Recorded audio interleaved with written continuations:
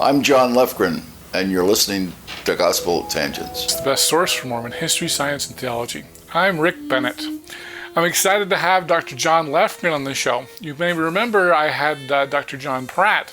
The two men worked together to find out when the first vision was, and they've come up with March 26, 1820. So we're going to talk about John's involvement with Dr. John Pratt, and so he's also the author of April 6th, which talks about the birth of Christ and the organization of the church. So you won't want to miss this conversation. Check it out. Welcome to Gospel Tangents. I'm excited to have an amazing mathematician on the show. We don't get very many of those. Can you go ahead and tell us who you are? I'm Dr. John Lefgren, and I'm excited to be here with Gospel Tangents. Awesome. Okay, so you're an economist, I believe. Yes. Can you give us a little bit about your academic background? I grew up in Ogden, Utah. Ogden? Went to Weber State. Not Weber College back at the Well, time. in those days it was Weber State. Oh, it was? Okay. Yeah, in those days it was. And I then went on a mission to Finland. I was in Finland for 2.5 years. Okay. And then I came home, continued at Weber State, and then went to the University of Utah. Nice. A Utah man you are. I'm a Utah man. I was married at the time I was in Utah. My time was occupied with studies and family. Okay. Not much else on my schedule. Now, I grew up in Ogden. What part of Ogden did you grow up? I grew up on 5th Street. 5th Street, okay. On a hill. I went to Ben Lomond High I School. was going to say I was an Ogden Tiger, so we were rivals. We were. Ben Lomond High School was a great school. It was a good place for me. I had the best friends. Okay. Nothing but good things to say about my growing up years. Wonderful family, a lot of excitement, a lot of give and take in conversation, and it was fun. I had a wonderful teenage years. I was very active in the Boy Scouts. Okay. And so you got your bachelor's in Economics. economics. Was that from Weber or Utah? From Weber. Okay. Then I went to the University of Utah on a National Science Foundation fellowship. Nice. For 3 years. That was adequate to feed me and my family. And after that, I got a Fulbright stipend to the University of Helsinki. Oh, wow. Yeah, I was at the University of Helsinki, wrote a dissertation on banking in the early industrialization of Finland. Oh, interesting. It was very interesting, very fun. Wow. So you got a master's at Utah? A doctorate at Utah. Oh, so, okay. But my dissertation work was at the University of Helsinki. Oh, okay. I went to Helsinki on a Fulbright for 1 year, took my family. I took the Foreign Service entrance exam when I was in Helsinki at the American Embassy. And when I came back, I got a position as a diplomat, as a Foreign Service officer in the State Department. Oh, really? Wow. Then from there, after some work in Washington, I was assigned to the American Embassy in Helsinki.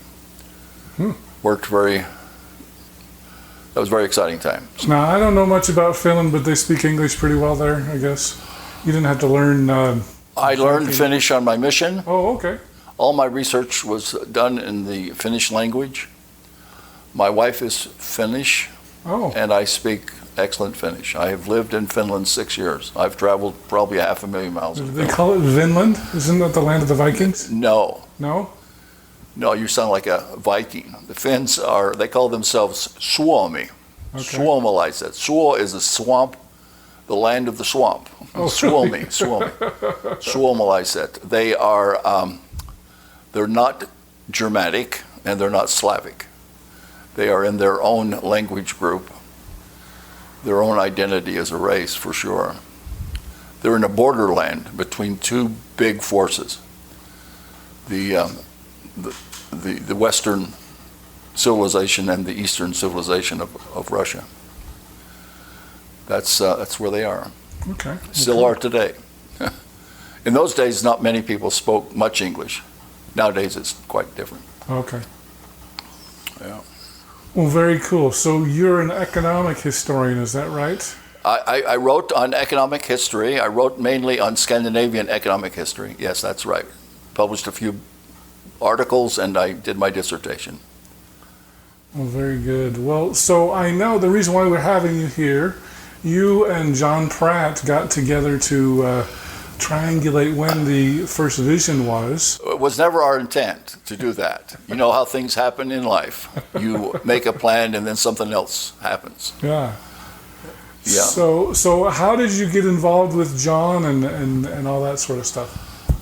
Well, I wrote a book called April 6th, dealing with the date of the organization of the church and the birth of Christ.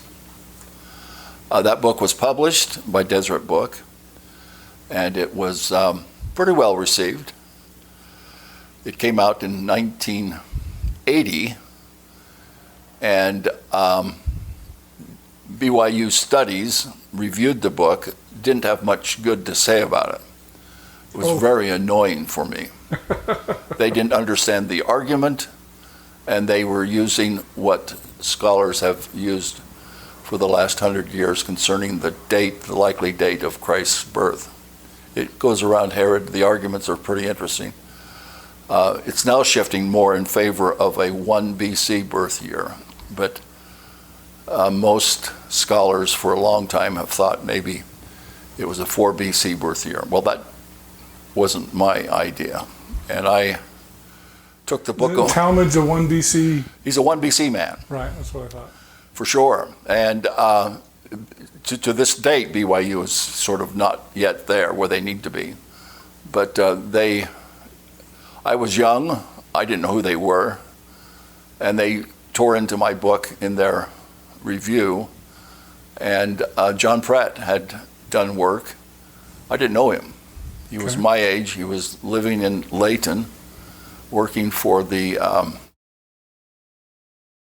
Hill Air Force Base. He was on the Minuteman missile. Okay. My dad used to work on the Minuteman. Yeah, John Pratt's a brilliant I mathematician. wonder if he knew my dad. Probably did. So he wrote a rebuttal to the review of my book, and he sent it to me out of the blue. Oh, wow. And he and I became fast friends. We were friends for 40 years. Wow. I came out and visited him a couple of times at his house, became acquainted with his wife and family. I can't say enough good about John Pratt. He died a year ago. Yeah. You interviewed him. I interviewed him, and unfortunately he passed away after the interview, but before I released it, so it was terrible. Yeah, his unusual mind. He was gifted in number theory. He was doing prime numbers before he went to kindergarten, and had this appreciation for astronomy and for ancient calendars. Mm-hmm. I don't think the church has ever had anything to compare to what he was doing. Yeah, definitely. He did his PhD in astronomy at the University of Arizona, you know. Right. And he grew up in a time when the computers were very expensive, and it was cheaper to pay a computer programmer to work the code than to get somebody just hacking away and trying to see if something could work out. So his style was quite different from today. He would have supporting documentation on how the program was to work. It was expensive to test to see if it does work. Yeah. And so the mind was, I think, more involved in what he was doing than maybe what happens today. It's so easy to calculate and, you know, to throw things up and see what sticks. Right, right.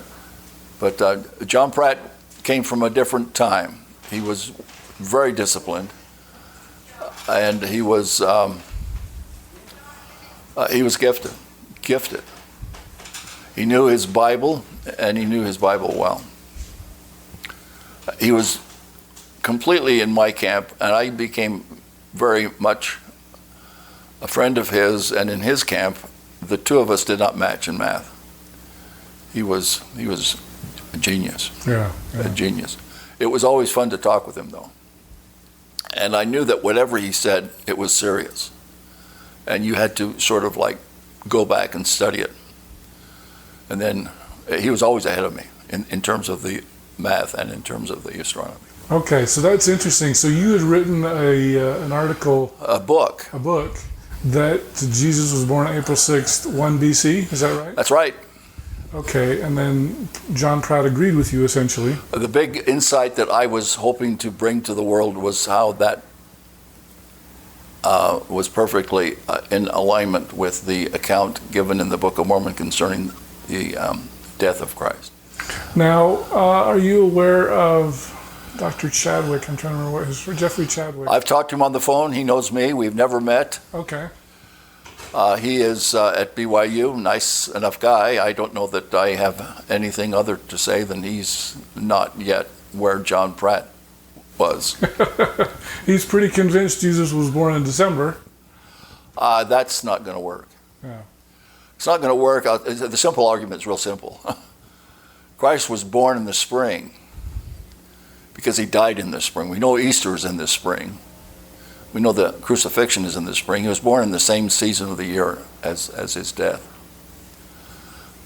We have this, 34th year, first month, fourth day. I mean, there's a very exact date. Because he uses the Book of Mormon and the Bible for his calculations. He'll never get himself into December. If you're going to give any value to the chronology, the exact chronology that the Book of Mormon has for the death of Christ, the birth and the death are in the spring, and as it turns out, they are both, the birth and the death are on the Jewish Passover. That's the way it is. And if you don't believe me, ask John Pratt. I can't ask you anymore. Yeah. Except for I will obviously provide a link to that interview, because we talked a lot about the birth of Christ in that interview. I talked to Thomas Wayman also.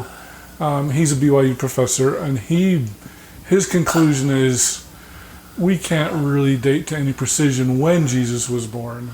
He disagrees with Jeffrey Chadwick for sure, but so this goes back to 1980. If numbers mean anything, if you can count 1, 2, 3, you have a number line, and you put a number on days, then I don't know how you cannot say that the birth of Christ and the death of Christ are first in the same season of the year. And upon close examination, from his birth to his death, we have exactly 33 Hebrew calendar years. He was born on a day that's very exact. He was born on a Wednesday. He fulfilled every prophecy that related to his birth. And he was killed. He was martyred. He was crucified on the day of Passover. That for me is, and as it was for John Pratt. Well, I think the death is a lot easier to pin down than the birth, right? Well, okay, yes, the death is easier. It was something that Newton spent a lot of time on. He spent more time on biblical chronology than he ever did on physics or on gravity. This was a very serious man doing very serious work. And he gave us the first indication of how to calculate the date of Christ's crucifixion with the sun and the moon and the spring. So certainly the crucifixion, we have 1/3 of the New Testament deals with the week of Passion. We have more detail concerning that last week of Christ's life in the first century than we have on any other event. It's rich in its detail, and the crucifixion of Christ is a big thing. And it centers around Passover, just as we have our Easter calculated primarily on the basis of how you might calculate Passover. So the death becomes a very important point. But the Book of Mormon comes at it from the birth. The birth day is a day of great tension, great conflict. The believers are going to be killed. when the sun goes down. In the Book of Mormon. In the Book of Mormon. This was Samuel the Lamanite's prophecy was real clear, and they were expecting it. Not the non-believers were going to kill the believers. Well, the sun went down and the light filled the sky. That is and they began a new calendar count. They began a new calendar count on that very day. And so on the day of his death, we have an exact year, month, and day in their calendar. That's the marvel of it all. And that fixes it on both ends, the death and the birth. Okay. Now, John Pratt had done a lot of work on that. He didn't know I was doing it. We both came at it a little bit differently. He said I scooped him on the story. I said, Oh. but it didn't take very long before I understood that he was. So you guys were both working on the same thing, basically? Yes. Oh, wow. On the same approach. And it was so comforting to me to have somebody who actually understood what I was doing. My critics didn't. They still don't. I'm sorry. So that was how you got to meet John, and then how did you guys get into the first vision? Well, John and I have a friendship that lasted 43 years. And we would talk on the phone. He wrote for Meridian Magazine. Right. I met with him and his wife for about 4 days in Vermont at a place I had there. And we reviewed some of the work that he was doing. We were talking all the time about different things. He was writing. I had written April 6th, and I heard that some church leaders suggested that April 6th would have been a good day for the first vision. So the April 6th date really is where I started. That's 1830. Right. When the church is organized, but it's 1820 when we have the first vision. I want to tell a little bit about this because I think it's interesting. The weather news, the news report and weather go together. The U.S. Bureau of Weather is one of the oldest federal agencies. There was this young doctor from Harvard in 1818, James Lovell, who was like 29 years old. I don't know how he became the Surgeon General of the United States Army, but he came down with some ideas. This had never been done before. He had 14 military posts that were reporting to him. These are medical doctors who are reporting to Washington on the condition of the troops and how they might be able to improve their health. These are from different posts from around the country, 1 million square miles. Now the country in 1820 was a lot smaller than the country Indeed, today. it was all east of the Mississippi, Right. and most of the military posts were pretty close to the oceans. These were doctors, and they all had thermometers. A thermometer was like a big instrument. Up until that time, it probably would not have been possible to collect temperatures, weather temperatures. So Lovell instructs this is the Surgeon General, young guy, he puts together a system for them to report to him every day on the weather, 3 times a day. They have to fill out a report, and they have to give him temperature and general weather conditions, just a short statement. These reports are collected in Washington. They cover nearly 1 million square miles of territory. This is the first national weather reporting system in the history of man. Now, up until that time, probably could not have done what would have, you need an instrument to measure it. Right.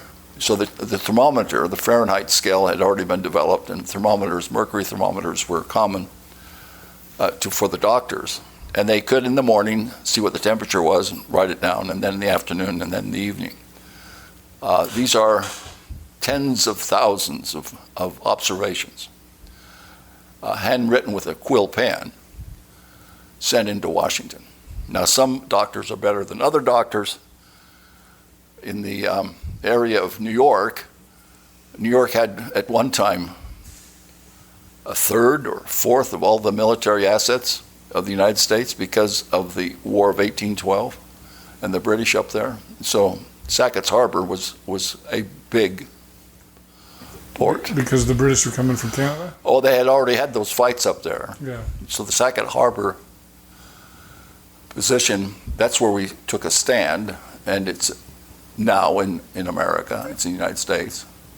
But Sackett's Harbor had some pretty important people, military officers, like Ulysses Grant was up there for a while as a young officer. And that's why West Point is in New York, I guess, right? No, West Point was probably before them by 10 years. But New York was an important command post. Mm-hmm. And they had a very good doctor there, Dr. Wheaton. His penmanship is good, and his records are incredible. And he's making an observation 3 times a day, and he's reporting on that to the Surgeon General. Each month he sends a report. That report ends up in the National Archives, and it's microfilmed, and it's there for anybody to look for. So the Surgeon General has 14 surgeons around the country giving him lots and lots of data. And nobody's ever done this before, and he doesn't know, what do I do? And so in July 1820, the newspaper, the Washington Inquirer, prints the first weather report in history. What, tell us when that is again? Well, it had been collected, so they started in 1820. 1820, that's January 1820. Interesting year. 1820, and we have then this flood of data. I mean, we have, before that, you might get 1 or 2 temperatures. Thomas Jefferson, he liked his thermometer, and he kept his temperature in his diary, in his journal often. But until that time, you had no systematic effort to collect weather information. Mm-hmm. And so if this had been 1819, we'd be out of luck, right? absolutely out of luck. Absolutely out of luck. It was, it's never been done before. The Germans won't do it for another 10 years. The English will try to follow us.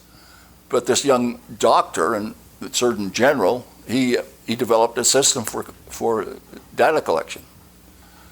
And then he prints up a report in the local newspaper, National Inquirer, National Intelligencer, and printed in Washington. It's a neat sheet. It has all these numbers on it with data. Well, for a math guy. Just tables of temperatures. And he says, I don't know why I've done this, but maybe somebody would like to look at it later on. And so in this printing of the first ever national weather report, we have the first vision. Can you believe that? So how did you know about this? I didn't. Oh, okay. I didn't. So, because John... So I read, and it's in the church history, that on April 6, 1830, it was a beautiful day. So in Lake Seneca, Joseph Smith Sr. is baptized. And the weather was unusually warm, and it was clear. That was in the church record. And I said, well, is there a weather record that I can find that might confirm that? In 1830. In 1830. And I found it. And it was there. April 6, 1830, clear day, beautiful day, Lake Seneca. Not a bad place to be baptized. Now, This is another controversy. Was it in Manchester or Fayette when the church was organized? it was in Peter Whitmer's house. Was that in Manchester or Fayette? Manchester's off. To this day, it's still in Fayette. Okay. I don't think there's any controversy there. Well, there is actually. Michael Marquardt has said it was actually in Manchester, and Manchester's like 20 miles away. that's what he said. Yeah. And I really think that, so the Book of Mormon, some of the Book of Mormon was translated in Fayette, in the Whitmer Farm. The Whitmer Farm is a beautiful place. I think that's... Some of the original records say Manchester, and then some might have been some so. planning records. People saying, Joseph Smith wanted Tuesday, April 6th. He was told by revelation, Tuesday, April 6, 1830 is the day on which this church will be organized. Why? Yeah, Because it's weird that it wasn't a Sunday. It's real weird. Yeah. It's a work day. It's a sunny day. The farmers should be out working, but they gathered together. That day was by revelation, and the reason that Joseph Smith says we're going to organize the church on this day, it's the birth of Christ. 1,830 years since the birth of Christ. He was told on that day to organize it. So the weather's great. In the church records, the weather record in Sackett's Harbor is the same kind of weather. It's beautiful weather. I said, well, that fits. April 6, 1830, clear day, nice temperatures, are pushing up over 70. The spring in New York, the spring in New England is powerful. It can come in just a few days. The weather can be incredibly beautiful. So that fits. And I said, well, let me see if I can find a weather report for 1820. Same guy, Wheaton, Dr. Wheaton was keeping it 10 years before. And guess what? It was cold. It was miserable. There was sleet. 1820 was not a beautiful morning. April 6th. April 6th, 1820. It was not nice. And so I said, the weather's not there. Know how lovely was the morning singing on that day. and I said, and I told John Pratt, and he didn't quite catch it. He didn't understand these weather records. And so years later, he comes up with a view on the first vision, which was Sunday, March 26, 1820. And that he gets from the calendar of Enoch. And I says, I don't know how you got there. I know you're really careful in what you do. I mean, when John Pratt counts days, he's counting days. He goes down to the hour. Right. He's got a head for it too. He knows a number line, and he doesn't. He's obsessed with these numbers. It's not some kind of. I mean, if he can't get the numbers to line up, he won't have much opinion. That's how he comes to it. And so, according to the Enoch calendar, March 26th was a special day. It's right after this, because I know March 20th is the first day of spring. Well, it's sort of like, when was Easter in 1820? We have this really complicated formula. Yeah. Because we're trying to mesh two cycles. Yeah. We got the spring. We got to have spring for Easter, and we need the moon. Right. And the moon is really a trick. And if I ask you, what was Easter Sunday? It's always on a Sunday, too. Right. Easter's always on a Sunday for the Christians. And it's in the spring. And we have Easter Sunday because we have a formula that was developed. And the calendar was reformed mainly because of that. The calendar we use today, the Gregorian calendar, is mainly a reformed calendar that Pope Gregory had.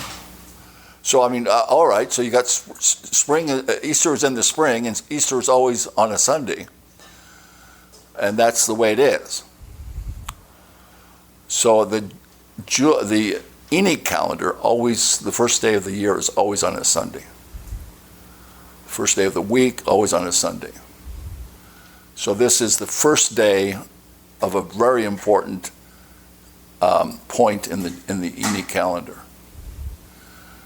When I say important point, John Pratt has an Enoch calendar that stretches out over 7,000 years. And in his calendar, it's amazing what he did. And I says, well, you think it was the 26th of March, 1820? It's a Sunday. Because he'd already published this, right? He had, so this all happened in a matter of a few short weeks. He had suggested that as a first vision date. And it was just in a footnote in a sentence. And I called him up and I says, John, I don't know how you did this. I know you're careful, and I know that you don't do these things lightly. I don't know how to even appreciate what you're trying to tell me about the calendar of Enoch. I since learned a lot more, but at that time I said, I don't know. But I told John, I can test it. I can test it. I know the weather. I know the weather. And he says, how do you know that? I says, I got the weather report. I've got the weather report. I got the first national weather report in history. And it has weather for March 26, 1820. So I ordered from the National Archives the microfilm. I'd already seen April. Wasn't there, hard to understand. April 6th was not going to work. Yeah, sleet, you said. So I hadn't seen March. And March 26th is spring, early spring, not bad, it's still early spring. So I took the first 6 weeks, from March 15th to maybe April 15th and maybe a few more. I'm looking in this narrow range. But I didn't have the microfilm. You can order it from the National Archives. They send you the whole film. Oh, really? Yeah, so I put it up on the microfilm reader in Flemington, New Jersey library. Is that where you taught or something? I had a business in New Jersey, and that's where I got my. They had a microfilm reader Oh, wow. in the library. I went there, and I said, "This is going to be so easy. It's either a beautiful spring morning. The likelihood in spring, in that part of the country, is it's miserably cold." Right. Because you're in this period of transition. I couldn't believe it. There were 3 days, it was snow on, we're talking about a Sunday, so there's snow on Thursday. There are temperatures that are freezing, and then it breaks. And you can see it right in the sequence. And you come, and March 26th is written out in a quill pen. Brilliant, beautiful day. What was the temperature? Do you remember? Yeah, 72. 72, nice. It is so incredible when you get a 72-degree temperature in New England in the spring. It's like the sweetest thing you can imagine. It is really amazing. And so I called John and I said, hey, I don't know how you did it, but I got the weather, and the weather is completely in alignment with what you're suggesting. I went to the back, I went to the front of that spring period of 6 weeks. I said, there's no other place. And that's where we sort of landed. Two different strange ways of going, but I'm absolutely confident in what he did and what I did. I have, as a matter of fact, I was able to buy the 1820 newspaper, the original. I have that. Oh, really? I have. For March 26? I do. Oh, wow. I do. I mean, the original paper, everything. It's really wonderful. So I thought, well, this is interesting. This is very interesting. I had then spend some time trying to understand Enoch. There is a part of the story that's important, and that's the maple sugar production. Lucy was a big producer. She was a producer of maple sugar, 1,000 pounds. A lot of work. So Joseph, when he was 14, and the family in that year made 1,000 pounds of sugar. Very weather dependent. The sugar, the sap flows according to the fluctuations in the temperature. And the pattern by which that works is well known to scientists today. This dissolution rate of carbon dioxide in the sap is affected greatly by the temperature, the outside temperature. If you don't have a freezing night and then a thaw in the day, the sap doesn't run. The sap doesn't run, you don't make sugar. But if you get 2 days with temperatures above freezing into the night, the sap stops. And when the sap stops, the sugar production stops. So you get this unusual day when the temperature is over 70. It's a bright, clear day, and there's no sugar production. Everybody's exhausted because they've been working 14, 15-hour days, keeping those fires and boiling that sap. The whole house would have been just completely quiet. And it was Sunday. No doubt about that in my mind that Joseph Smith went into the woods to pray on Sunday, March 26, 1820. Now, what does that mean? Enoch is an interesting prophet. We have our scriptures, and we're grateful for them.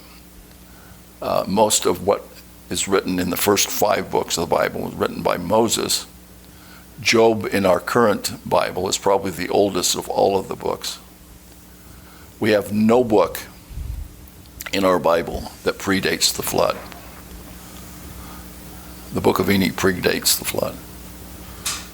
So I write this article about the first vision and about the calendar of Enoch, and I get these people from Ethiopia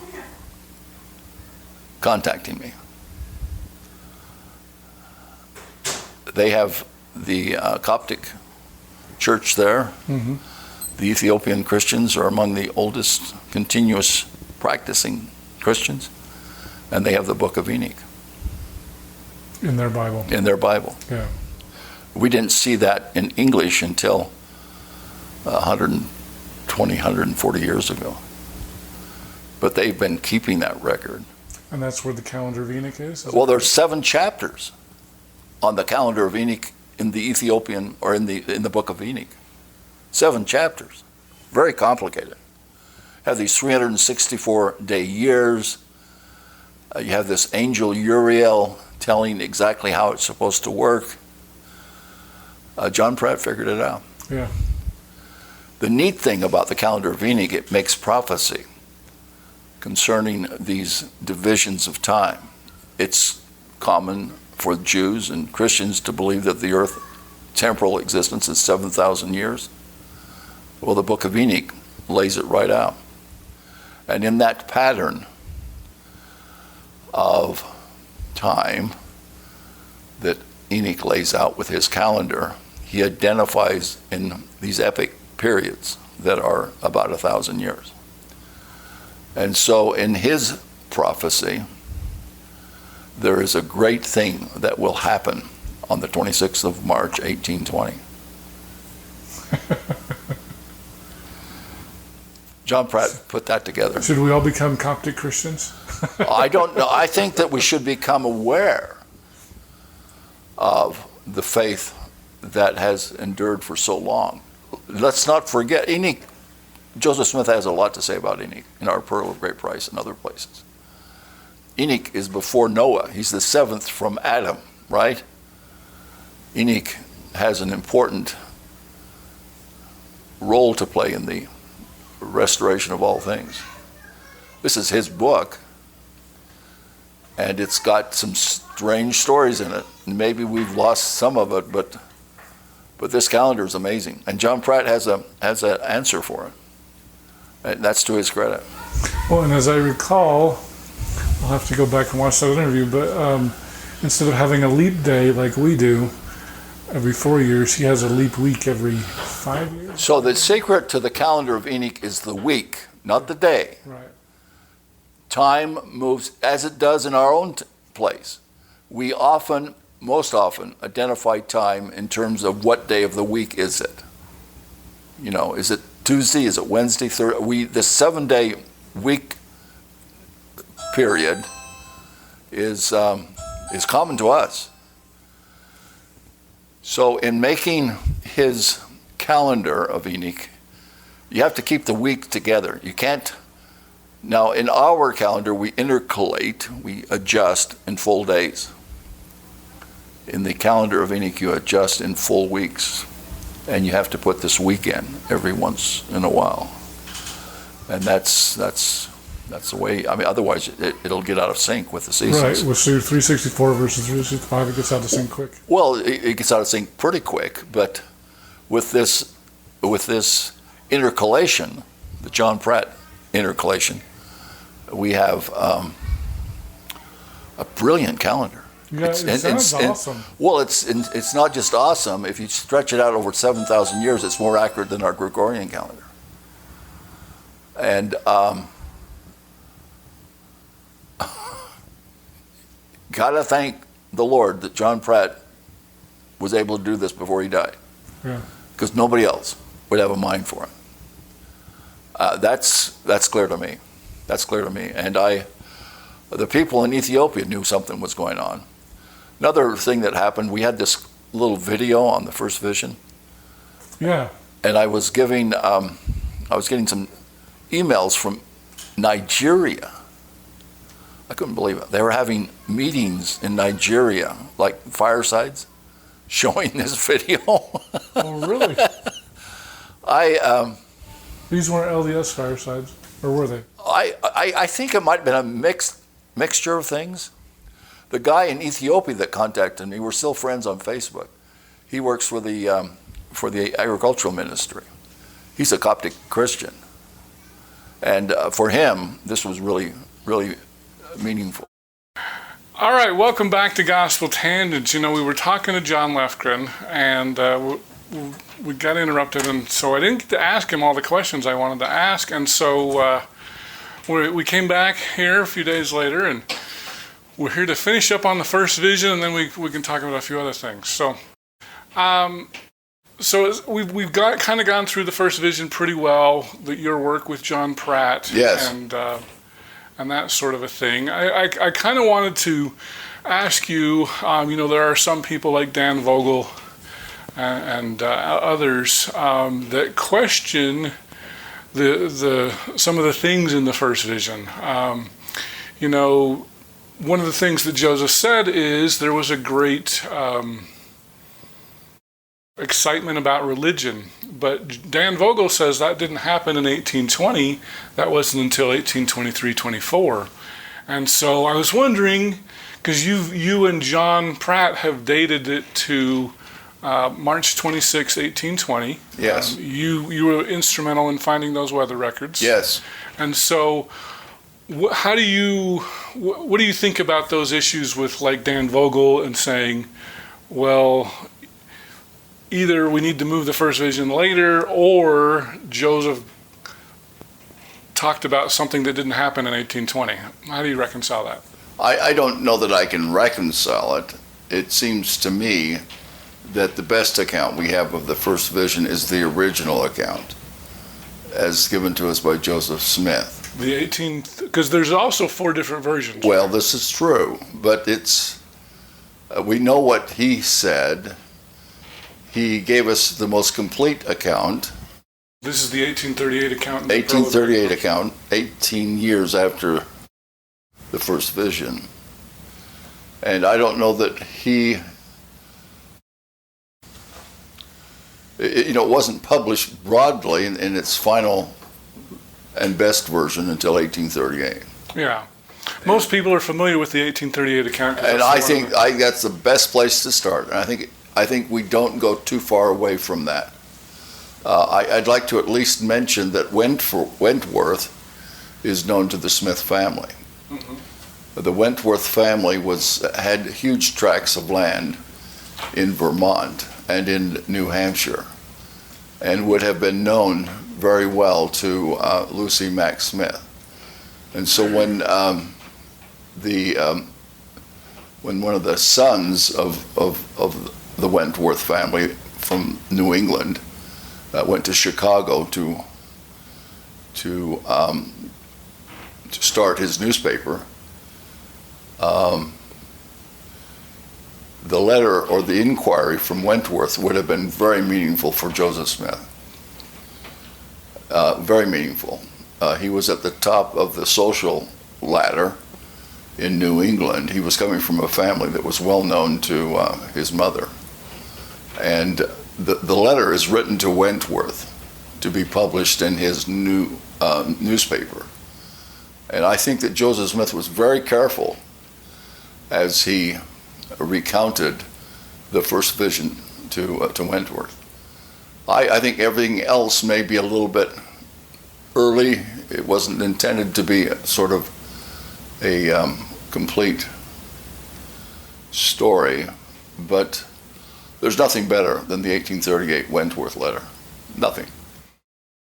Because I know Stephen Harper has said, he's a BYU professor. I know him. I know of him. He has views. Well, one of the things that he said, and I'm trying to remember what year it was, there's a later account, 1840, 41, 42, I don't remember, somewhere around there. And in the 1838 account, one of the things that Joseph talks about is the severe persecution, which was happening in 1838. There was severe persecution, but it wasn't happening in 1842, and he kind of leaves that out. So I don't pretend to be an expert in all of these matters. I know that there have been scholars that have spent years looking at them. I would, just coming at it from the weather point of view, I looked at those other years, some of those other years. Mm-hmm. I can say, I think with some confidence, that there was never a spring morning like that spring morning in 1820. It was glorious. It was not to be found in later years. The weather account is clear, and that's what I was looking at, you know. Did you look at any other years? Of course. Like 1823 or 24? I did. I looked at them all, and I tried to plot out some of those weather charts. My conclusion was, and I didn't finish that, but it was that this is an unusual day. March 26, 1820 is unusual with respect to the weather, very unusual. And weather has a powerful impact on memory. We don't always remember dates, but we can remember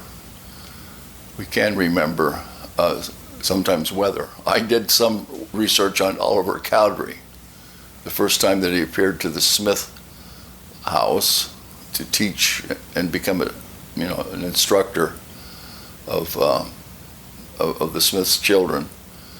He lived there, and there was a night when he showed up that it was really rainy, a terrific storm, and it was in Lucy Mack Smith's account. He'll go from there down to Harmony to help translate the Book of Mormon, or to be the scribe for the translation of the Book of Mormon. It was interesting for me because of the weather that Lucy Mack Smith talked about when Oliver Cowdery came to visit the house. It was right there on the record. I like that. So I had another point of reference in terms of weather. I think if I have anything to say, I have something to say about weather. Couldn't say it without the weather reports. The weather reports are unusual in their detail. And 1820 is the year that Joseph Smith gives. It's 14th. You know, I think he got it right. I think he was really careful in 1838 when he was preparing what became canonized for the Wentworth letter. The Wentworth letter. I went to Wentworth's gravesite in Chicago, Oh. Yeah, I tried to follow him. A very interesting fellow. I think the Wentworth connection, the fact that we are getting some of the clearest and most detailed accounts of early church history, prepared by Joseph Smith himself, that's fine. That's fine. I mean, how can you improve on that? Yeah. So do you think that Joseph might have had a bad memory and combined some events together? Of course. Okay. He didn't have a perfect memory. Yeah. Who does? Right. But there are times when you remember things. And when God the Father and his Son appeared unto him, he knew it was a beautiful morning in the spring. I mean, you can't experience that without remembering the actual surrounding. I was in the Grove, and I'm looking for this glorious spring morning. Well, when we went there on the very day of the first vision, it was really cold, really not nice. On March 26th? Yeah, on March 26th, believe it or not. Yeah, most people. Well, that's normal weather, right? Indeed. Yeah. It's the spring. Early spring is going to be a time of great change in weather. Right. So temperatures can move, 20 degrees in 24 hours. That's the way New England works. When the spring comes, it comes with a great force. And everything comes alive in a very short time. And it's magical. The weather, the warm weather in the early spring in a grove of trees can take your breath away. I've been there. Very magical. It's something that if anyone goes and experiences it will not forget that. And the fact that on that day, God the Father and his Son, Jesus Christ, appeared unto him, I think is remarkable. So let's give, I would give 90, if you got 100 points in terms of weight, where are you going to concentrate as to what is a good account? Boy, the Wentworth letter is the best we got. And I'm glad you pointed that out. I want to ask you a couple other questions about that. The 1832 account, which is the earliest count, right, but it was the one that was found latest. It wasn't until the 1960s it was found. Joseph said he spoke to the Lord, as in singular. I hear what you're saying, and I'm not going to try to interpret any of that. All I know is this, that the most complete and accurate account that we have of the first vision was given to Mr. Wentworth by Joseph Smith himself. And that is a complete account. I mean, that is canonized. I like that. I like the idea that we have the first vision in the Pearl of Great Price in Joseph Smith's history without, much comment about these other things. Okay, the historians can look at that. I don't know that it's, for me, if you want a good record and a good account, you go to Wentworth's letter. Okay. It was a serious production on the part of Joseph Smith. He knew the Wentworth family. These were among the most important people in New England. And his mother would have known Wentworth's parents. Okay. And then the other question I want to ask, a lot of times missionaries will use the first vision account, the 1838 account, and we call it a vision. Do you think it was a vision of God and Jesus, or was it a visitation where they were physically present? Do you have an opinion on that? I just go to the account. I mean, I don't know that my opinion matters much anyway.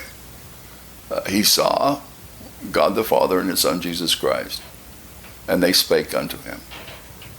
And he had that, experience with a dark and evil force before that occurred. He thought he nearly died, was going to die. I like that. Okay, fine. What does he say? I'm not going to try to. So you're not going to distinguish whether it was just a vision of two? I think the way the story is found in the 1838 account in our Pearl of Great Price is as good as we can hope to get. And for me to try to bring in something else, I mean, I don't have any authority to speak in any way. I mean, I'm looking for the weather. I'm looking for the circumstances of the family. I think you got the year right. You think 1820 was the correct year? Absolutely, absolutely. And then he might have conflated some events in 1823 and put it in 1820? Could perhaps, but the event we're looking at is looking for is the first vision, and it was profound for him. I'm sure of that. It was very profound, and the detail that he gave us is pretty sufficient, I think, to why try to twist or change it? I mean, it's well, there are just some people that say there are some conflicts, and like the revivals. There were no revivals until 1823. Well, I know the revival question could have been part of. I don't have any insight on any of that. I mean, I read the account. I think it's a truthful account. I think it's one of the most truthful accounts ever given by anyone who is remembering something. It's very detailed, and it's a mistake for us to try to tear it apart and not let him tell it in his own way. I think it's a very truthful account. Very truthful. And so you remember things. We all remember things in a different way, particularly 18 years later, it was before. Maybe he didn't know what had happened to him. He was grateful. He felt very sort of lifted by the fact that his sins had been forgiven. And he was reconciled to God. Now that's a big thing. Big thing.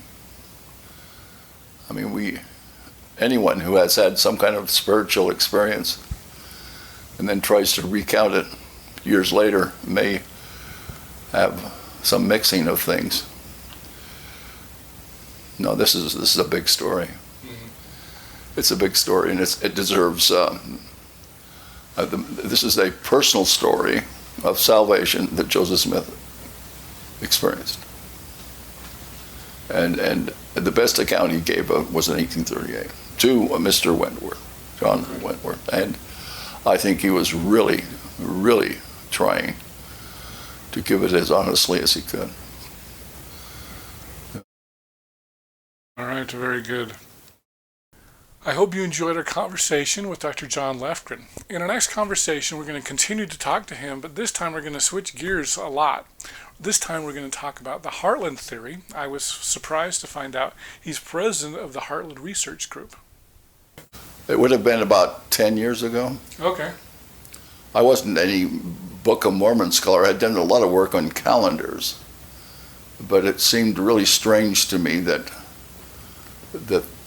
we have a lot of confirmation concerning Palmyra, Moroni, and the destruction of the Nephites. And so, in my typical fashion, I sort of started. I said, I'm going to look at this. And that's where it started. If you like what we're doing here on Gospel Tangents, please become a paid subscriber at gospeltangents.com or patreon.com/gospeltangents. We've got full transcripts on our website at gospeltangents.com, and if you'd like to check out some of our other conversations, click over here. Thanks.